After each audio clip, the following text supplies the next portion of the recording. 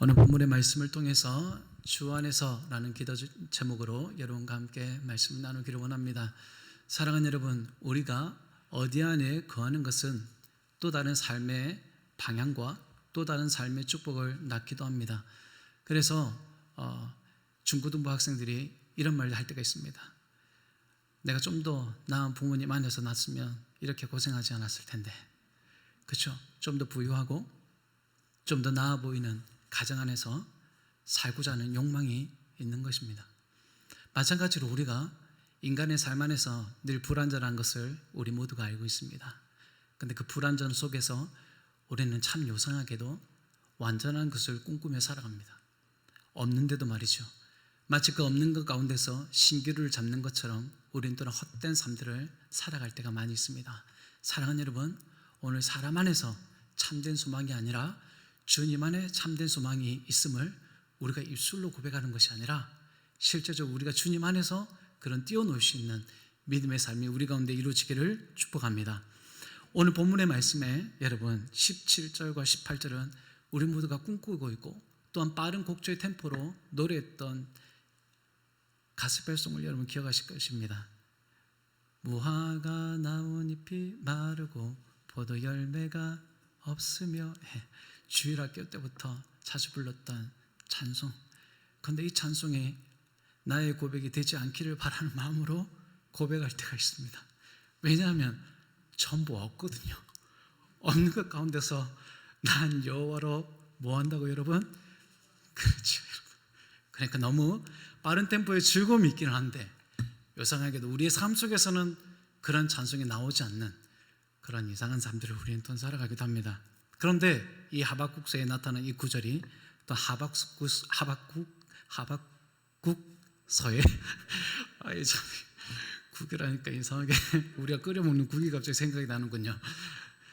어쨌든 이 하박국서의 꽃이라고 저는 생각합니다. 꽃이 제대로 피려고 한다면 꽃밭에 있어야 하는 것처럼 우리 개인의 신앙의 꽃이 여러분 하박국서에 여러분 우리가 반드시 심겨져 있기를 저는 바라는 것입니다. 사랑하는 여러분, 우리의 신앙의 고백이 오늘 이 가운데 있을 줄 믿습니다. 오늘 이 고백이 말씀 가운데서 이루어지고 또한 그 고백 속에서 하나님께서 여러분의 상황 너머에서 축복하시는 은혜의 물결들이 밀려가시기를 주님의 이름으로 축복합니다. 사랑하는 여러분, 지난주에 우리가 물이 바다 덮음 같이 하나님의 그 영광스러움을 하박국 선지자가 고백했던 것들을 우리가 기억하실 것입니다. 그렇죠? 상황은 우울해도 그 하박국 선지자의 눈을 열어서 하나님이 행하시는 놀라운 심판 자체가 하나님의 영광이었다는 것입니다. 그래서 심판은 우리 가운데 두려움이지만 제가 어떻게 또 표현을 했나요, 여러분?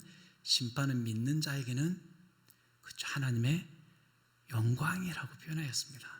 사랑하는 여러분, 제가 이 영광스러움을 또다시 여러분에게 표현한다면 또 이 표현 가운데서 여러분이 적용한다면 저는 이렇게 말씀드리고 싶습니다. 말씀을 듣는 자리가 여러분 심판의 자리예요. 그러므로 여러분이 말씀을 들을 때마다 심판하시는 하나님의 그 영광을 늘 바라보기를 저는 바랍니다.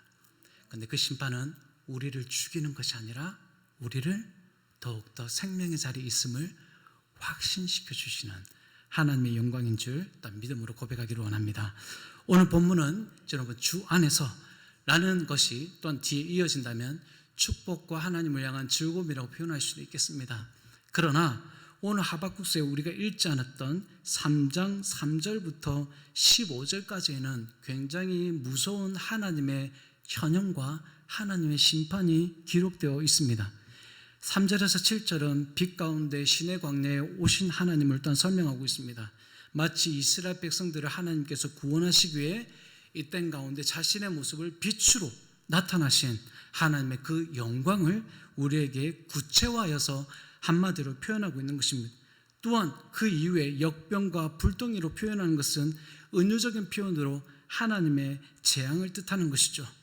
마치 남유다 히스기야 왕 통치 시대 때 하나님 아수르가 그 나라를 위협하는 그 순간에 히스기야가 기도를 하죠. 하나님, 이 나라를 구원해 주십시오. 그때 아수르의 18만 5천 명의 군대를 여러분 누가 치셨습니까? 하나님이 그 밤중에 그들을 치셨던 거죠.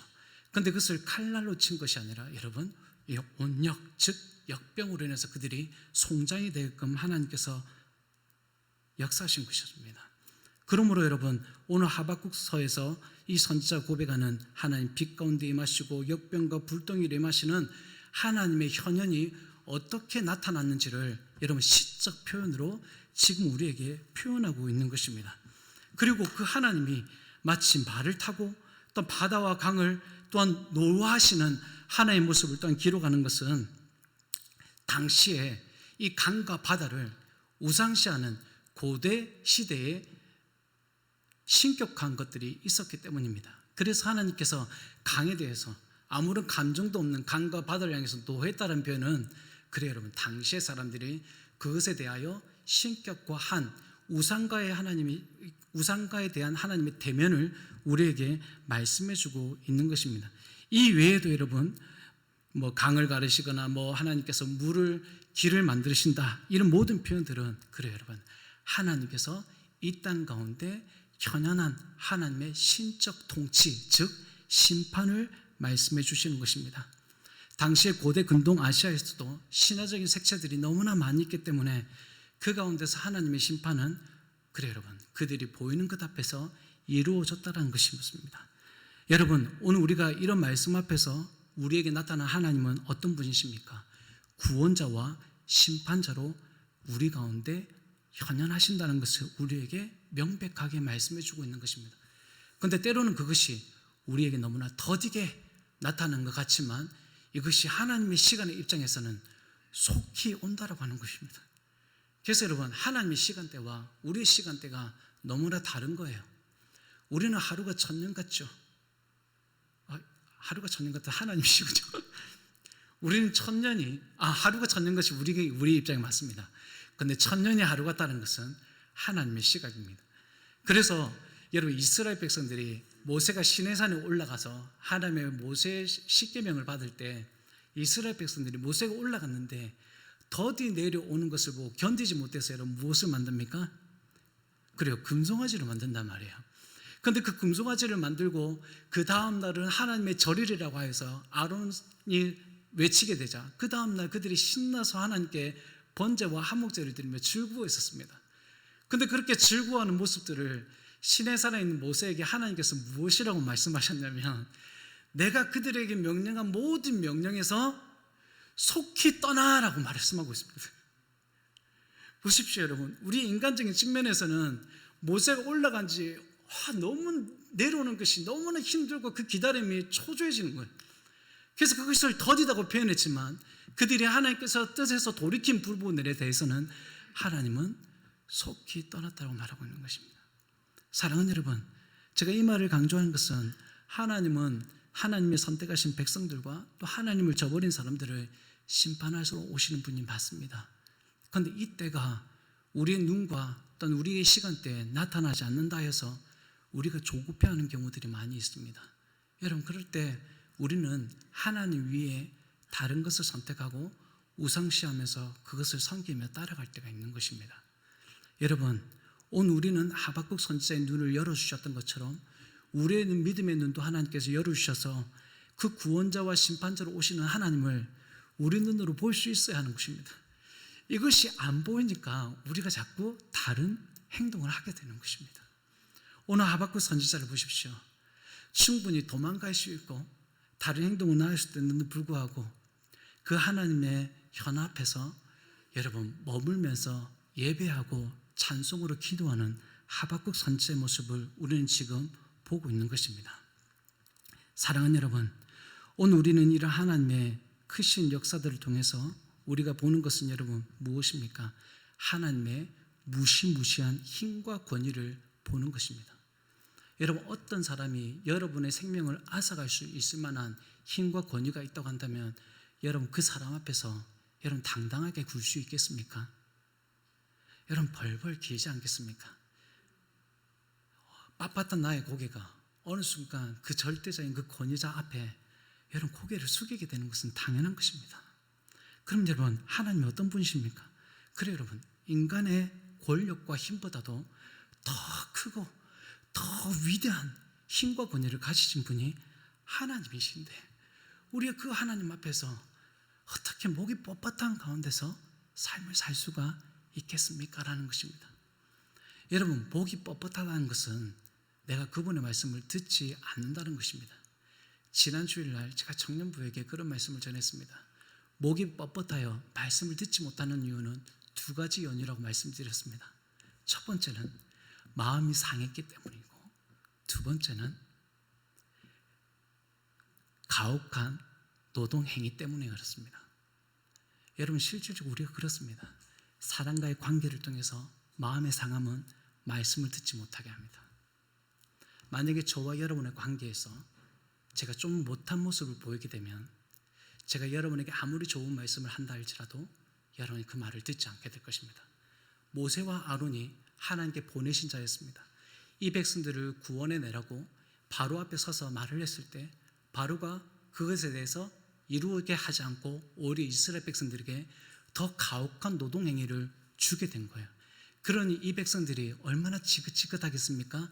괜한 행동해가지고 우리가 더 큰 노용으로 고생하고 있으니까 이 당시의 사람들이 모세와 아론을 향하여 대적한 것입니다. 그래서 모세와 아론의 말을 듣지 아니했다라고 얘기하는 것입니다. 또 다른 경우에 여러분, 우리의 가혹한 노동행위는 무엇입니까? 교회 내에서 내가 너무 많은 일을 한다 해서, 또한 교회 밖을 떠나 나에게 주어진 여러 가지 고된 노동의 일들 때문에 때로는 하나님의 말씀이 내 귓가에 들려지지 않는 것입니다. 그런데 이것이 우리 가운데 굉장히 타당성 있게 말씀이 들리지 않는 이유로 받아들일 수 있습니다. 그런데 하나님은 이 부분에서 그래, 네가 그렇게 해서 네가 내 말씀을 듣지 않았구나 이렇게 토닥거리지 않으십니다. 단 한마디로 이렇게 얘기하십니다. 목이 곧은 백성이다라고. 사랑하는 여러분, 오늘 우리에는 하나님의 그 위대하심, 힘과 권위 앞에 그런 뻣뻣한 가운데서 어느 하나의 요소로 인해서 말씀을 듣지 않는 사람의 모습이 아니라 오히려 그 하나님의 권위 앞에 내 목이 오히려 더 연하여진 가운데서 하나님의 말씀을 들을 수 있는 믿음의 삶을 살아야 하는 것입니다. 오늘 하박국 선지자는 그랬습니다. 처음에는 그런 상황적인 요소가 너무 불합리해서 받아들이지 않았지만 하나님의 그 힘과 권위 앞에서 하나님의 응답하신 말씀을 듣기 시작했던 것입니다. 그래서 그는 그것을 있는 그대로 받아들이면서 하나님께 지금 노래하며 하나님께 기도하고 있는 것입니다. 그래서 17절의 말씀, 여러분 하박국이 어떻게 고백하는지 한번 다 같이 읽도록 하겠습니다. 내가 들었으므로 내 창자가 흔들렸고 그 목소리로 말미암아, 여러분 다 같이 읽는 것입니다. 자, 다시 처음부터 읽겠습니다. 내가 들었으므로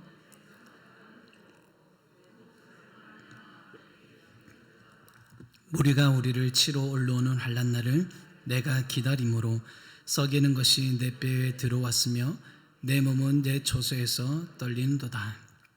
사랑하는 여러분, 오늘 말씀 앞에 물론 하박국 선지자가 하나님의 그 무시무시한 힘과 권위에 대해서 두렵고 떨림도 있었겠지만 장차 자신의 민족에게 다가오는 바벨론의 힘과 또한 능력 앞에서도 똑같이 이런 두려움 가운데 떨었던 것입니다. 하나님의 심판이 그 정도로 무섭고 두려운 것이 되었던 것이죠. 그런데 이것이 또한 하박국의 노래가 되는 이유는 또 무엇입니까?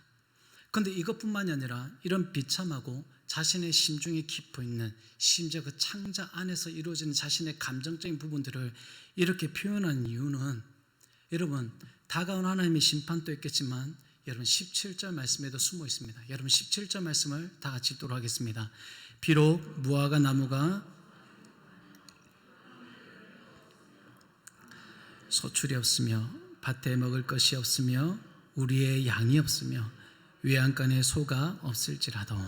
그래요, 사랑하는 여러분, 오늘 하박국 선지자가 또한 앞서 일어난 일들을 보게 되는 것이 오늘 17절의 말씀에 있습니다. 바벨론이 얼마나 무섭고 난폭한 나라임을 보여줍니다. 이 나라에 다다르게 되면 잔혹하게 파괴될 유다의 모습이 하박국 눈에 선하게 보인 것입니다. 여러분, 무화과 나무가 무성하지 못한다는 것은 열매가 없다는 뜻입니다.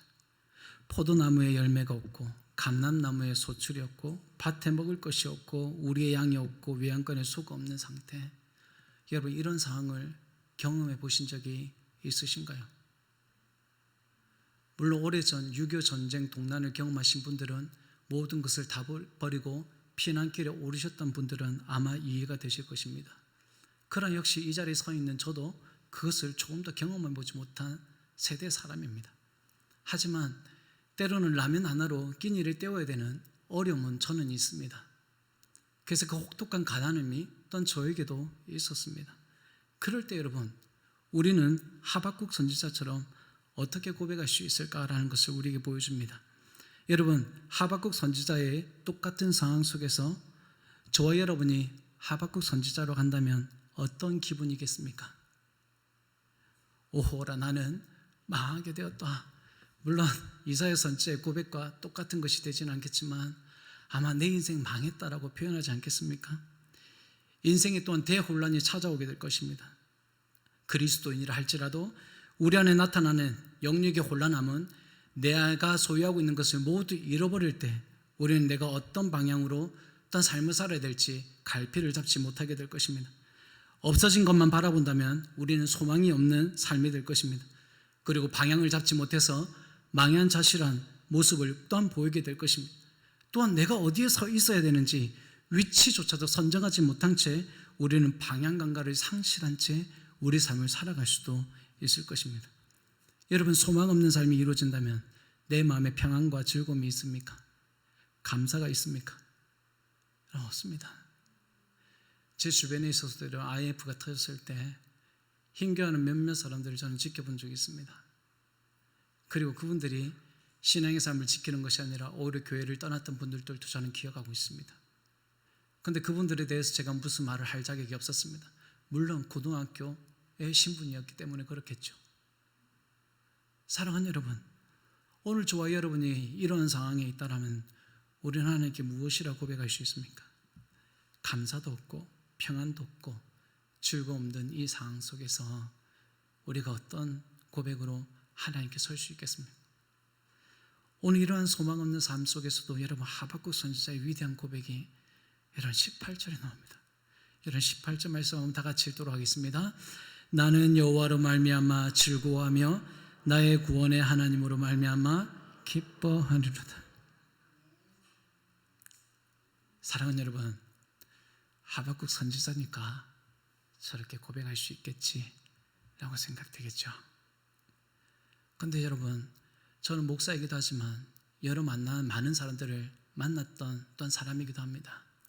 제가 만난 사람들 중에는 부유한 사람도 있고 가난한 사람도 있습니다. 병 없이 건강하게 사는 사람들이 있고 병을 짊어진 채 고통스러운 현장들을 살아가는 사람들이 있습니다. 그런데 그런 사람들을 만날 때마다 제 마음 가운데 하나님께 주신 깨달음이 참 많았습니다. 없는 중에서도 어떻게 저렇게 감사할 수 있을까? 없는 중에서도 하나님께 주신 것만을 바라보며 어떻게 살 수 있을까? 이것이 목사인 저에게 하나님이 주시는 도전과 깨달음이었습니다. 나는 그분보다 좀 더 나은 삶을 살고 있는데 저분은 어떻게 한마디의 불평도 없이 살아갈 수 있을까? 그리고 그분이 저보다 못한 삶을 살고 있었지만 저한테 똑같이 이렇게 고백하는 것을 들었습니다. 주님의 은혜가 없으면 살 수가 없다라는 것이었습니다.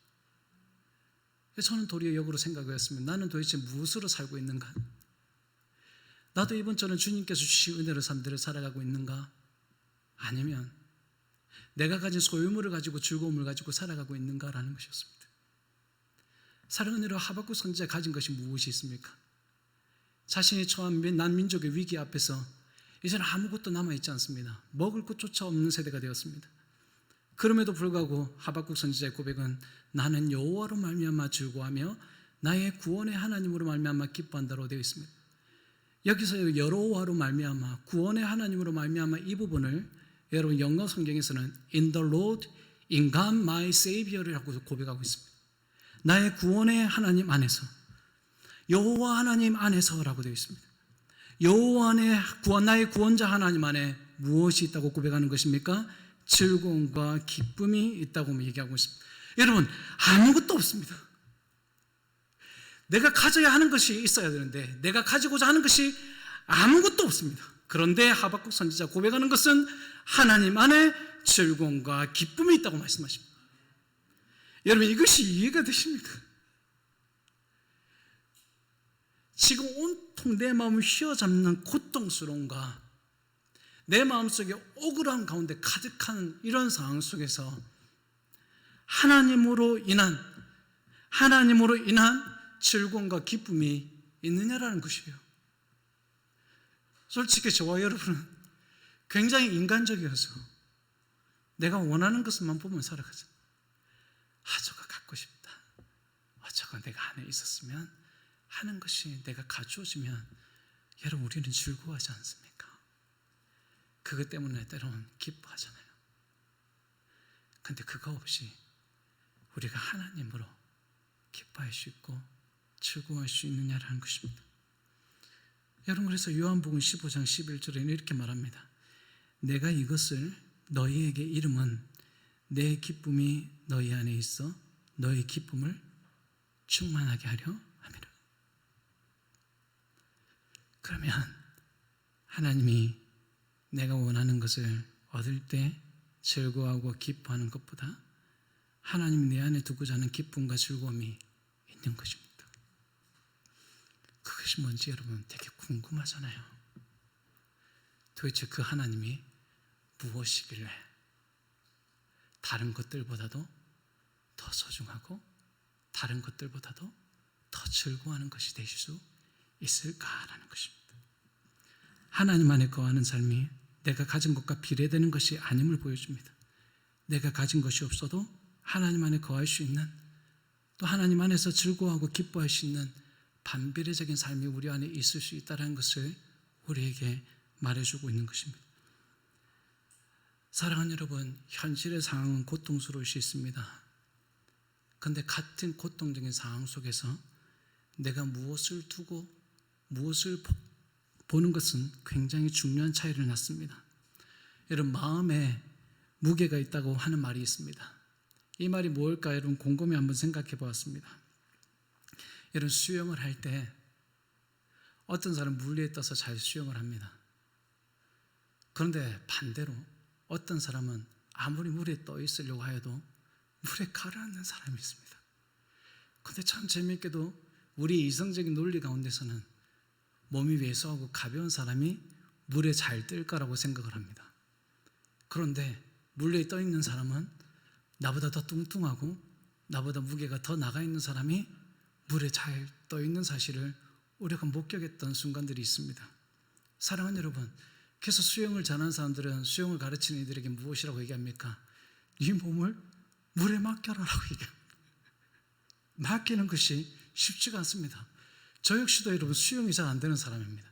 도대체 물에 맡기는 것은 무엇일까? 숨을 쉬지 말고 참고 있어야 하는 것일까? 그래서 저는 해봤습니다. 숨을 참고 계속 이렇게 버티고 있을 때 물에 잠시 떠 있는 제 자신을 보았습니다. 그런데 숨을 들이키는 순간 제 몸은 점점 더 무거워지고 그 가운데서 점점 물에 가라앉는 제 모습을 발견했습니다. 여러분, 제 마음속에는 어떤 것이 있냐면 내가 숨을 쉬게 되면 물에 가라앉을 거라는 마음들이 내 마음과 내 자리 잡기 시작하는 것입니다. 그때 여러분, 내 몸무게보다도 더 무거운 것이 내 마음의 무게였던 것이죠. 사랑하는 여러분, 우리가 신앙생활을 할 때도 마찬가지입니다. 내 마음의 무게가 내 삶을 더욱더 짓누르게 하고 가라앉게 만드는 것입니다. 그렇다면 여러분, 우리의 마음을 무엇으로 채우겠냐는 것입니다. 또한 우리의 그 무거운 육체를 어디에 맡기겠냐는 것입니다. 우리가 진정으로 하나님께 맡길 때 우리는 그 안에 하나님의 즐거움과 기쁨을 맛볼 수 있다라고 말씀을 합니다. 또한 하나님께서 우리에게 약속해 주신 것처럼 자신의 기쁨이 너희 안에 있다고, 너희 기쁨을 일단 충만하게 하려고 하시는 예수 그리스도의 말씀이 우리 가운데 또 남아 있습니다. 또한 우리보다 앞서 살았던 믿음의 선조들과 또한 믿음의 사도들 또한 마찬가지였습니다. 그들의 삶 속에서는 조금도 감사할 수 있는 삶이 없었습니다.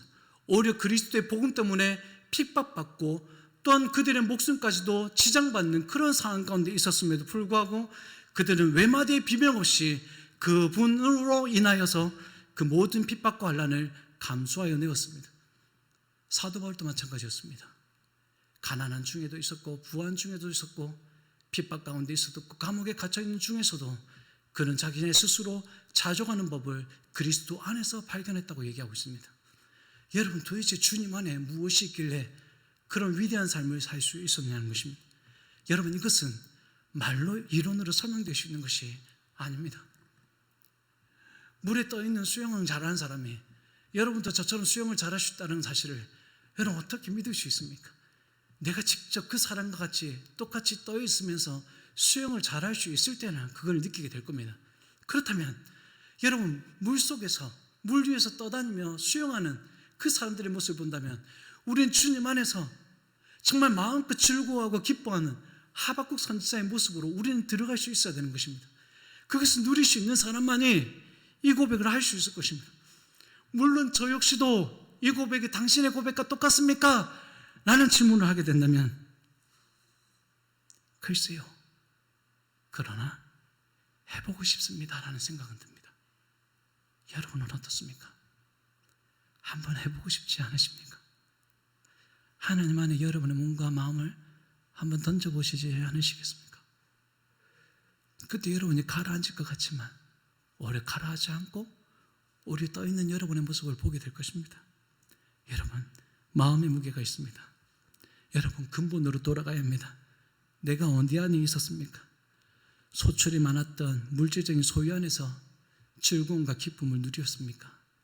여러분, 그거는 환상입니다. 언젠간 그것은 사라지고 없어질 것입니다. 그렇다면 우리는 내가 가진 그 소유 안에 다시 한번 더 하나님 안에 거할 수 있는 믿음의 삶이 우리 가운데 있어야 하는 것입니다. 주님 안에서 즐거움과 기쁨을 누릴 수 있는 것입니다. 이런 기쁨을 누리는 사람들에게 하박국 선지자는 어떤 삶을 살 수 있는지를 19절 말씀 가운데 이렇게 표현하고 있습니다. 여러분 다 같이 읽도록 하겠습니다. 주 여호와는 나의 힘이시라.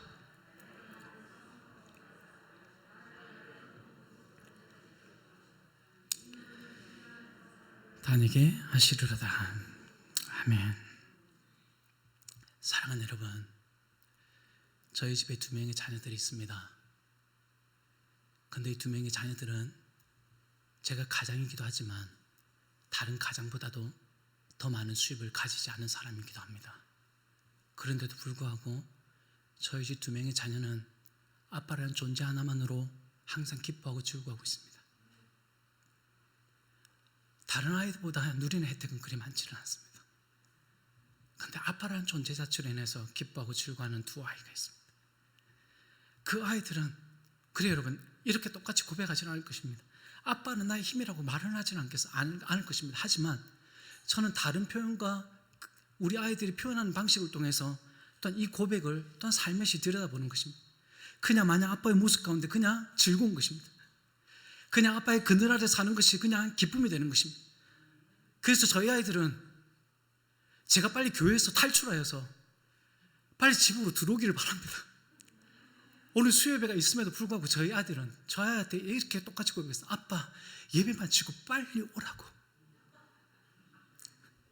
하나님보다 아빠가 자신에게는 큰 힘이 되는 것입니다. 사랑하는 여러분, 우리가 이 2명의 아이처럼 우리가 하나님의 존재만으로 일단 그분 안에 거했을 때, 그분이 나의 힘이라고 고백할 때 우리는 그분으로 인해서 기뻐하고 그분이 내 삶 가운데 들어오기만을 간절히 기다리는 것입니다. 그리고 2번째는 나의 발을 사슴과 같게 하사 나를 나의 높은 곳으로 다니게 하신다고 되어 있습니다. 하박국 선지자는 암사슴이 높은 산 위에 그 돌밭을 열심히 뛰어다니는 사슴의 모습을 본 것 같습니다. 여러분, 우리도 어떠한 다큐멘터리를 통해서 여러분 그런 거 본 적이 있지 않습니까?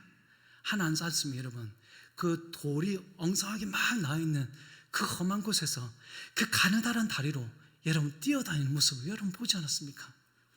우리 아이들이 그런 곳에 뛰어다니면 우리는 뭐라고 하겠습니까?